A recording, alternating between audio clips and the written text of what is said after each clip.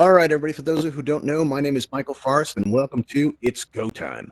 Now, before we get going, I'm going to ask if you guys can not send me any text messages while I'm up here because when you're moving around and doing the whole hosting thing, right, you can, it's like hitting a wall whenever somebody sends you a text. If you have any, comments like that via text, feel free to send those at the end, but please not during. That would help out a lot. Also, if you guys could stay off of the stage area here, this way nobody blocks this display, and it gives me a little bit of room to move around, do that whole hosting thing, right? Also, you're going to notice in your menu wheel, right, you're going to have a microphone icon at the top that looks kind of like this here.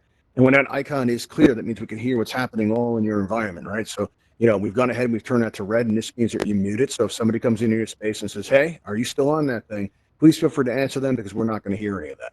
Likewise, if you have a barking dog or something like that in the background, you're not going to face social ruin back at the campfire by becoming known as the avatar that suddenly started barking during its go time, right? Now, just because you're muted does not mean you can't express yourself. You're going to notice there's a pink cheeked smiley face emoji in your menu wheel there. And when you click on that, your emoji panel will open up for you in the air and it'll give you a wide variety of options with which to express yourself. So if I share something really deep, something powerful, something meaningful, right, and starts to build up inside you can just let it on out, just let it flow just like that. Maybe I got some backup dancers backstage, right, and they, come on out here and we start performing It's Go Time, the musical, right? Well, you can throw up the applause that I live for like that. Take a moment to drink that all in because it feels good, right? If I ask you guys a yes or no question, you could say yes by smiling like this. You could say no by frowning like that, right? And then there is this one, all right? This here is by far the most distracting of all the emojis, right? So, you're going to want to use this not to ask questions. We will be taking questions and comments at the end. But if you see this happening, you see that, like I'm moving my arms around, it doesn't sound like I'm, talking. And you're like, whoa, it's reanimated, but there's no sound coming out. That's the kind of thing you're going to want to let me know about. We're going to use that emoji to do it, right? Or maybe, the moderators have seen, go time one too many times and,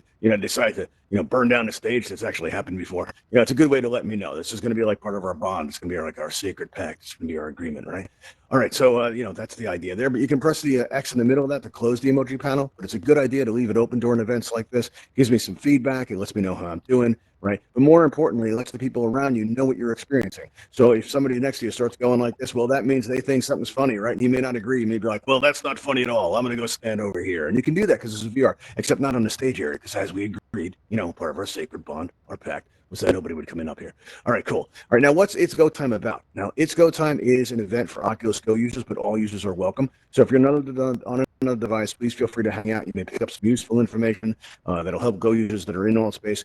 And there are a lot of, Go users in AltSpace. And, you may have noticed if you're on a Go that there can be some challenges being on AltSpace on a Go, right? And this event is going to address those challenges. And speaking of challenges, I've been in bed for about a year or so, actually closer to 2 now, due to a medical condition. It's gotten a lot better, but when my Go first arrived, I couldn't wait. I couldn't wait to get this thing on, and I've been reading about AltSpace for a while. So when my device arrived, couldn't wait to get into it, headed straight to AltSpace. I stepped out of the load screen the first time, and the very first thing I did was I looked up, right? And I saw the sky, and that looked a lot like the sky that I remembered. I mean, not now, we got these wood beams in here, but the sky in AltSpace, it looked just like what I remembered. And I was very grateful for this. I was so grateful, I started volunteering for AltSpace right away. And what I found was I'd go to these events to help out to moderate, and my battery wouldn't last through the entire event. I'd disappear, I'd charge up again, I'd come back into AltSpace, and I'd look everywhere for the host, and if I could find them, I'd have to explain why I flaked out like that, right? So I got off to kind of a rocky start in here. But I started asking questions like, how can I make my device perform better? How can I make it more reliable? And the answer to those questions eventually led to this event, right? And, but I also heard a lot of other stuff in the beginning when I started asking those questions. Like, for example, I was told that, let's see here, I was told that I wouldn't be able to work this laser pointer, right, on an Oculus Go. And you know what? That turned out to not be true, right? I also was told that these slides up here, right, I was also told that I wouldn't be able to work these slides on an Oculus Go. And you know what? That also turned out to not be true. I was also told that despite having a background presenting material like this, that I wouldn't be able to, wasn't reliable enough for me to host events. And you know what? Not only did that turn out to not be true, but it turned out I posted over 300 events, and more than half of them were done on an Oculus Go. And I like to think I did a pretty good job at it, and you can too. right? All you need to do is just, know a few things about how to optimize your device, right, and to improve your experience. And there's two routes you can take. You can start with the device you already have on your head, right? Or you can upgrade your experience to exceed the limitations of your device. And if you've ever been here before, you probably heard me say this that way. It's because the reason I say it that way is because I'm not a particular fan of this term, right? You're going to see on a Discord too, you're going to hear limitations of the device, you're going to hear weaker device, you're going to hear inferior device, and it doesn't feel good when you hear these terms, right? The Oculus Go is a wonderful introduction to VR. It really is. I'm on a Quest now, but if I first came in on the Go, I first came in on the Quest rather, I don't think I would have stayed, right? Because to Go, you don't have to worry about vertical movement. You don't have to worry about the complexity of two controllers. And it allowed me to get used to VR at my own pace. Right. And that's one of the great things about the device. I feel about the device the way most people feel about, their first car or something like that. Right. And so, if you hear terms like this and it makes you not feel great about your device, I want you to keep in mind there's another term they throw around Allspace an awful lot, and that's community. And you make up that community, not your headset. Right. So it doesn't matter what device you're on. Just got to remember that you're not your device any more than you are your house or your car. See a hand going up there, Walter? I will be taking questions at the end. You're going to want to hang on to that. That's okay. All right, you might have missed that bit for what that's for, but yeah, that's cool. All right, let's start out with the device with the device you already have on your head. Right, let's start out with that. You may not realize this, but your device loses power even when it's not in use. Right, so if you put it down on the table at night, it's got 100% battery power. By morning, it's going to have less of a charge. Now, if you come into Allspace with, say, 20% battery power, your screen's going to flicker around. It's not going to perform as well. So your first priority is to make sure that you come into Allspace with 100% power. So if you're out in the real world and you go to altvr.com and you look at the event schedule and you're like, oh, what's going on tonight? Oh, I see they have an event called Go Time. I'm going to go to that. I've heard good things about the host. I've heard he's got this hair and he's got this shirt you're starting to see everywhere. And, I'm going to go to that. So what you're going to want to do is you're going to want to plug in your device about an hour before the event starts, right? This will ensure that your device is at 100% battery power when you come in, right? Now, once you get the headset on, and I want you to make this a habit, you're going to notice when you first turn the device on, that middle power button, what you're going to want to do is press and hold that power button for about 4 seconds, and you're going to see these 3 buttons appear in the air, right? That middle button is that restart button, and when you press that, your device is going to restart. And I want you to think of this as clearing out all the temporary files that's in your headset, because when your headset's not in use, it's checking for updates to firmware, it's checking for updates to apps, right? Maybe it's got a secret pen pal on the other side of the world. Maybe your headset's got a whole secret life you don't know anything about, and that can be devastating. You don't want that to happen. But so this will clear all that out. And I like to think of it as clearing your mind, right? Now, once you got your mind cleared out, you step into that load screen, and you may have noticed when you get into Allspace what an important role body language plays in here, right? You may be at an event like this, and a moderator comes up to you, right, and they start shaking their head slowly back and forth like this, and that means don't do that thing, right? Or maybe somebody makes it up on the stage, and you see me waving my hand like this, and without me saying a word, that means get off my stage, right? Now, occasionally in Allspace, what you're going to notice is that your real-world hand might be here, but your avatar's hand may be way up here. Right. And when it doesn't line up like that, what you're going to find is, it can throw off your body language, and you're not going to communicate as effectively as you could when you do that. Right. So what you're going to want to do is you're going to want to hold your hand at your side. And now you're going to notice on your controller, you have your trackpad, and below that, you have 2 buttons. Now, that bottom button, don't press it now. If you press that one time, you got to think of that as an eject button. And when you press that, it'll eject you out of Allspace, and you'll have the option to resume if you press it on accident. All right. Or quit if you want to close the app. But this button does something else. If you're holding your hand at your side and look straight ahead and press and hold down that button, and this you can do now, a white circle is going to spin in the air, and then your hand is going to snap right into place. And when it does, take a good look at your hand and ask yourself, is this where my hand is in the real world? Now, if it is, you're good. You're comfortable, right? If it's not, do it again as many times as it takes for you to feel comfortable, because only you can determine what's comfortable for you. All right. But that'll help make your body language more convincing, and it'll help you communicate more effectively in Allspace. All right. Now, another thing you're going to notice is the menu wheel in your lower left, a collection of circles there. What will happen was every now and then that's going to drift around. Like sometimes it'll go like right in front of you, and then that'll make you feel a little off balance. Sometimes it can drift behind you, and you find that you can't reach it. Right. It's important to remember that your main menu is in your hand at all times. Right. On your controller, just below that trackpad is a button. That middle button there. When you press that, your main menu is going to open up in front of you. All right, so you can access the menu anytime from your controller. Now, if you're looking straight ahead when you do this and you press it again, the menu will close. But now when you do that, your menu wheel with a collection of circles around it, like your emoji wheel and the, and your megaphone button, all that stuff, that's all going to the space bubble there. All that's going to be right back where it's supposed to be. So if that moves around, all you have to do is look straight ahead, press the middle button once, press it again, and then all of a sudden the menu wheel will be right back where it's supposed to be. All right, now one of the best pieces of advice I got in the beginning was somebody told me to turn my brightness down. I didn't want to do it. I want to have the best graphic experience I could possibly have in Altspace. And to me, that meant having my brightness turned way up to retina burning levels, right? I mean, it was painful, but my graphics were awesome, right? Or so I thought, right? Because what I wanted my battery to last long, so I figured I'd give it a try. So every time I came into Altspace, when I first put my headset on at the Oculus main menu, I'd go to where it said settings in the lower right, right? And then in the middle, there was an area for brightness. And I turned auto brightness off, and there'd be this blue slider. Excuse me, Timon, no photographs, please. Can you put the camera away? I'd appreciate that if you don't film in here. If you want to see us, we actually are on YouTube, so you can watch that there if you like. Thank you for that. But yeah, kind of lost my place on that one. Oh yeah, okay.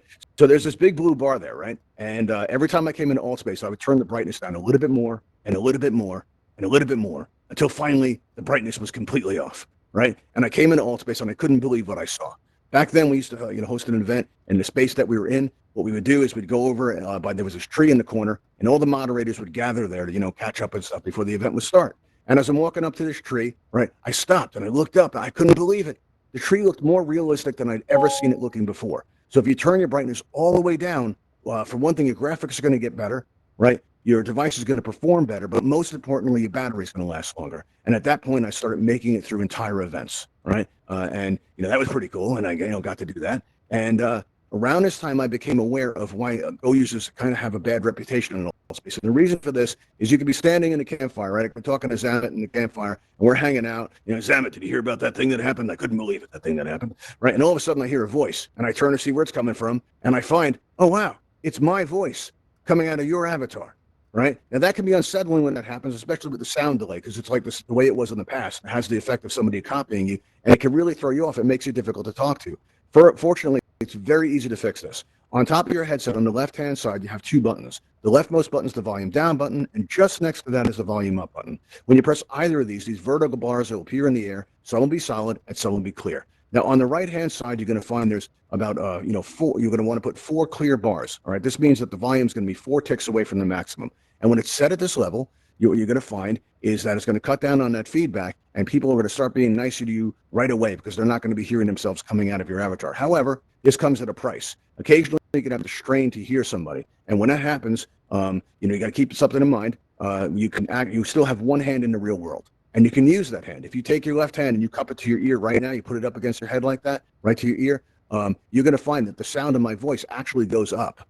All right, and this is a way to temporarily increase the volume. Another thing you can do is you can attach a pair of headphones to your device. That'll really help the experience, or maybe a pair of inexpensive earbuds. That's really great to do. That's the route I took. And once I put these earbuds on my headset, right, and the only voice coming out of my avatar was my own. I mean, occasionally you're going to get a family member come in and say, "Are you still on that thing?" Right? And when they say that, the good thing to do is get them their own headset. They can come in and see how great VR is, right? You can share it with them, and you bring them in like that. Now, but once I did this, I started thinking, what else can I add to the device to improve my experience? And I came up with what I call a Go Plus experience. And I called it this because I started to, last longer in events and in worlds that were a little performance heavy, and you'd see other Go users disappearing outright. They'd vanish or they'd go down to the floor. But I would remain. Sometimes it would get a little choppy, but I would. I see you got a question there, Boyo. We'll be taking questions at the end, so hang on to that, okay? But I was going to find out. I noticed that all these people were crashing, and I wasn't when I made these changes I'm going to talk about. Now, to talk about this, I'm going to discuss the products behind me. But before I do, I like to say these are not the only products that work. It's the ideas behind these products that matter. Okay. So what you're going to want to do is, and the temptation is to write this stuff down. Don't worry about that. We've made it super easy to find. If you go to altvr.com, you're going to see up in the upper left there's a link for channels. And when you press on channels, you're going to see all these Altspace event channels, right? And Ravenhall events, like it says up in the sound booth, is among them down toward the bottom. And when you press on this, you're going to get taken to our event page. And when you go to our event page, you're going to see all these, product links on the left-hand side if you want to try any of this stuff. You're also going to see a join Discord button. If you want to ask us any questions, you want to say hello, anything like that, help us put on events like this. And then you're also going to see the most important button on the internet. All right, that's the subscribe button. And when you press it, right, it lets Altspace know that you enjoy our content. We don't get paid to do this, so every time that number goes up, it makes us feel good. Just like when we see our YouTube subscribers go up, that feels great too. And if, in case you weren't aware, if you see Raven Eye floating up there, that's our YouTube channel. So we have a usable contact. You want to feel Altspace famous, feel free to turn around and wave out to YouTube. Be like, hey, YouTube, how's it going? We got a lot of cool people in here. We got Timon, we've got ADN, BAB123, we've got Epi Boyo, we've got Zamet in here, we got Hugo Garcia up in here. So we've got a lot of people here. So come on in, Altspace. I think you'll enjoy it. All right, now let me tell you about these products real quick. You've got the Anchor PowerCore battery pack. Now this was supposed to. I see you got a question there, Epi. We'll be taking questions at the end, so hang on to that, okay? Now the Anchor PowerCore battery pack. Wow, that's suddenly hard to say. But that's gonna. I had that picked out to solve my power issue, right?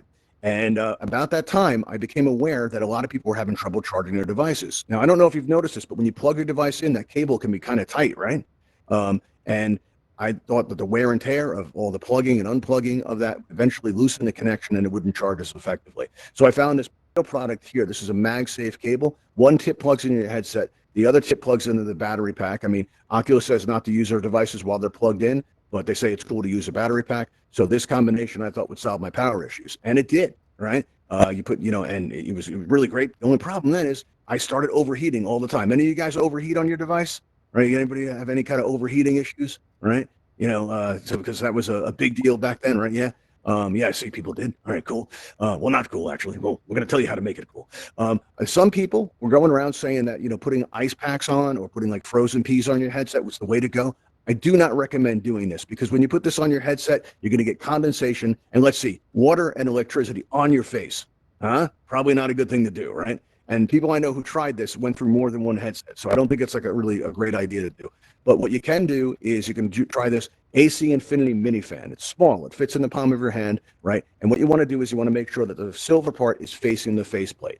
Now, the faceplate on the Oculus Go is installed by hand, and as such, people have different experiences with it. Some people overheat every 30 minutes. I knew a guy that overheated every 2 minutes. One of the first go times we ever had, there was a guy in there who said that his headset actually got pushed in and actually got deformed from the heat. It was so bad. I knew we had to do something about this. So we came up with this, we found this fan here. And what you want to do is you attach it to the device. And some people use string. For myself, I used oversized hairbands and I put them on the ear straps and, wrap them around, make kind of like an X. And I wrapped around that round rubber feet there.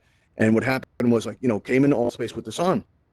And I went to the meditation event. I was moderating that day. And for some reason, every time I was there, I would overheat exactly 20 minutes into the experience. It was always 20 minutes. So I went up to the host and I said, "Can you hear my fan?" Right? And he says, "Not at all." And I said, "Okay." So I turned it up to medium. I go, "How about now?" And he goes, "It's a little bit, but it's not that bad." Right? So then I turned it up to full blast and he starts yelling. He goes, "You sound like you're in a wind tunnel. You want to turn that down? You're going to ruin the event." Right? So I lowered it down to the lowest setting and I never had to turn it back up again. Here's what happened. I went through the entire event, not just 20 minutes, and I didn't overheat once. Wanting to find out where the line was, I went to another event. That's 2 events in a row. I didn't overheat once. Right? Then I went to another event. That's 3 events in a row. Did not overheat at all. Then I went to my home space, hung out with my friends, and then it happened.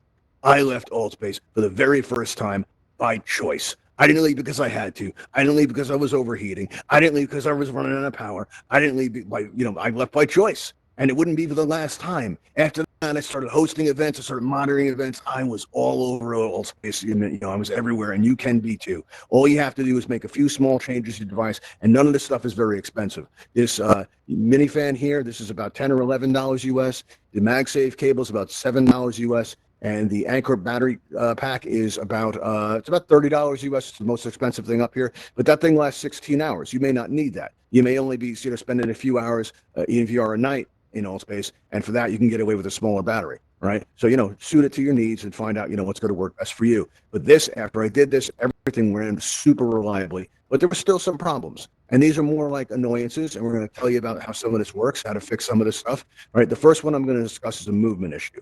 Like if you go to turn left, and I go to turn left to say something to Jesse Slam over here, right? And instead of turning left, I go straight, and I'm like, "Oh, that was weird." And I go to turn to my right to say something to Hummingbird. Instead of turning right, I go straight again. I'm like, "Oh, something's going on," right? And I press down on my controller to back up. Instead of going backwards, I go straight again. And I'm like, "That's not what I wanted to do at all." So I start hanging on the controller, and I keep moving forward no matter what I do. And the next thing you know, I'm inside of an admin.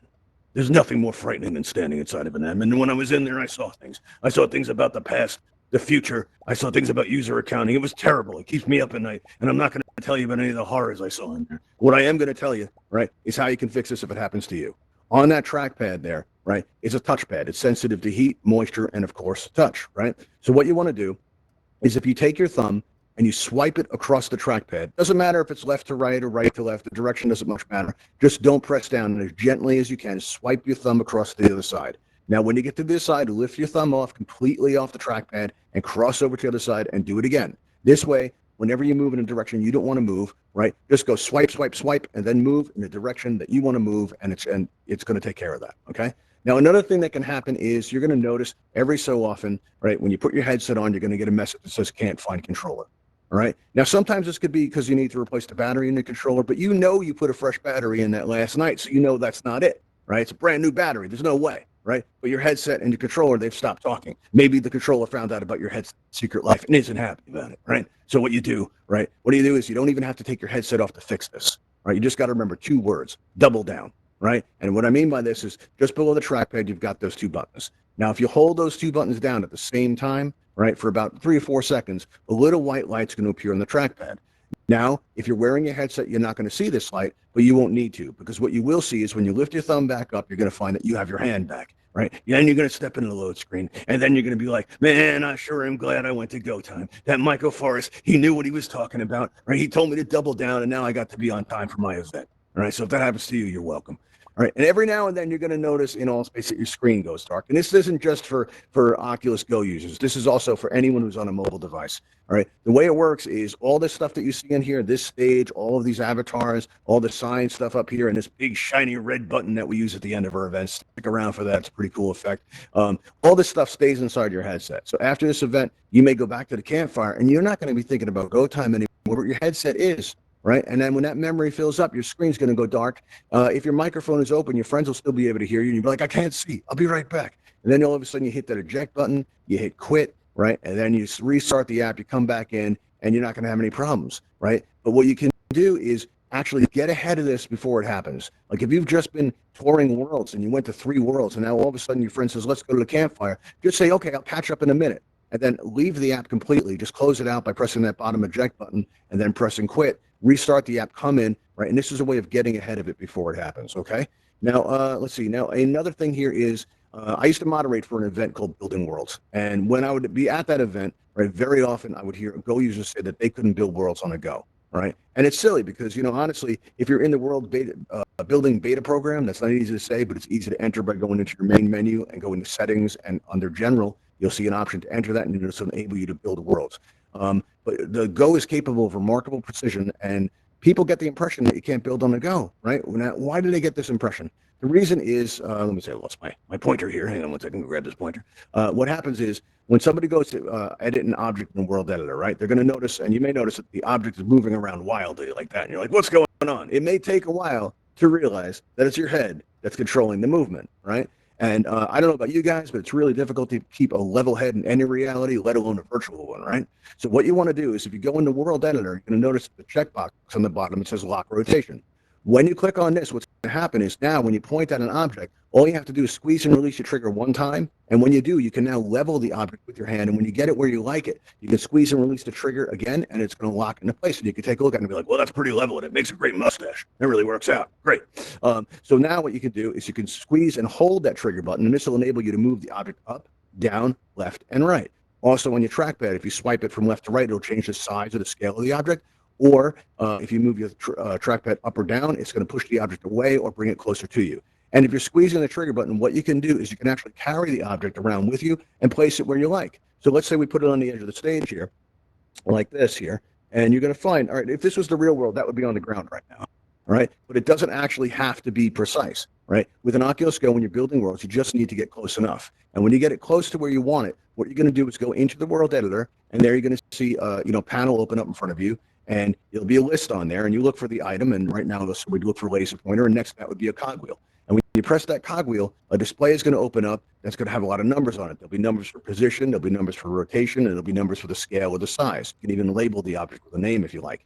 But what you're going to want to do is you're going to, especially when you're first starting building a world, you're going to want to change those numbers in small increments and observe what happens, right? So if the position says it has an X of 20, right, and we change that number to 19, as soon as we press OK, the pointer would pop over right here like that. Now we know if we lower that number, all right, we lower that X number on any other object in the room, it's going to move toward that window there. Likewise, if we increase that number, like say to 21 or something, then the pointer would go like in this direction over to here towards that wall. right? So that'll so keep that in mind. And what you want to do is just make and then you place another item and then another, and before you know it, you can have a world of your very own, right? That you can use however you like.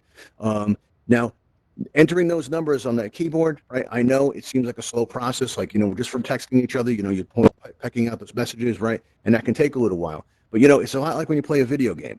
When you first get one, you're thinking about the controls, but in about a week, you're not thinking about the controls anymore. You're thinking about, saving the world or crushing your enemies. That's a great way to spend a Wednesday, right? And the more you do it, the easier you'll get, and then more, faster you'll go, and you'll just be building worlds like no time. If you look around all space, you're going to see a lot of worlds that were built by Oculus Go users. And, at the end of this event, we take everybody to Ravenhall Flight Academy, and that's a world that took less than 2 days to build on an Oculus Go. So they'll give you some idea of what you can do. There's also a portal there to Lake Ravenhall. Beautiful world, took a lot longer. That's because it's very large, very detailed. But that was also built on an Oculus Go, and it'll really give you some sense of what you can accomplish. All right, now we are going to be taking your questions if you have any. So you're going to notice that in the lower right is a raise hand button that's going to appear as if by magic. That's what magic looks like in VR. And if you go ahead and you press that raise hand button, you'll get on our list, and I'll be able to take your questions or comments there. And while we're waiting for that to fill up, if you're on Twitter and you'd like to follow us, you can find us at __ Uncanny Valley. I know that looks like one underscore, but it is actually two. All right, let's see. I don't have anybody on the list, so what we're going to do is we're going to go ahead and we're going to press this Talon Call button here. I'm going to unmute everybody. All right, here we go. Actually, we do have somebody on the list. We've got time for one, I think. Yeah. Timon, you have a question? What's going on, Timon? You're on the air. Yeah. So when I joined, you understood that I had to go into 2D because my phone overheated, right? Yes. Then you mentioned that body language is important in VR, but I see on 2D I don't have a hand. Is that something that I can change or show? Well, actually, I've seen some people compensate for it really effectively. I knew a guy who used to host events with me, and he would always host in 2D, but he had very powerful body language in spite of the fact that he was 2D. He would use his head, and he would actually, when he saw you, he would move his head up and down like this, right, really fast, as a way of saying hello. And he actually had a sense of presence. So some people can actually pull it off, but it varies from person to person. You do face kind of a challenge in that you don't have hands to move around. It can be a little bit rough there, but you can actually compensate it with the head movements. You got a lot of music going on in the background. I feel like I'm about to give a speech here. Be like, all right, everybody, listen to that music, and it's very powerful. All right. What's that? That can only be the computer sound. You see, there's a couple of problems, and the second thing is, like you said, you've left VR voluntarily. For me, I leave VR yes. when my headphone, when my phone overheats. The question is, you might want to try that fan. That fan is like actually. Definitely. The question is there etiquette for leaving a room without being rude and without interrupting? A lot of people just disappear. The rude way to do it is to open up a portal during an event. Like if you're like in a world, a portal is fine. But if you're in an event like this and you pop out a portal to campfire, that's considered rude, and generally the moderators will kick you out for that. But really, most people just come and go by blinking out of existence. And that's a good way to handle it. So that's a good way to do that. What I'm going to do is I'm going to go ahead now. I'm going to press this Talon Call button. If you direct your attention out this window, you're going to see a Ravenhall Talon hovercraft fly down the street. It's going to go up over those trees, and it's going to land in that backyard area, and then we're going to take you guys flying if you don't know how to do that. So we're going to go ahead and press this button. Ravenhall Talon aircraft en route to your position. Take a look out that window. It's flying by now. All right. And we're going to go outside and join it and head on out to the Flight Academy. So thank you all for coming. If you've learned anything here today, please share it with those you come in contact with. So if you're in a campfire and somebody says, my face is on fire, I can't stop overheating, what you're going to want to do is just tell them about the fan, tell them about Build Time, tell them about our event channel page, and, and hook them up. You'll feel better if you help somebody, and they'll feel better to say that problem solved. Here we Talon go. aircraft is now boarding outside for transport to the Ravenhall Flight Academy. Please exit the building and step into the blue light. Thank you. All right. Thanks for coming, everybody. I'll see you next time. Great audience, and see you later.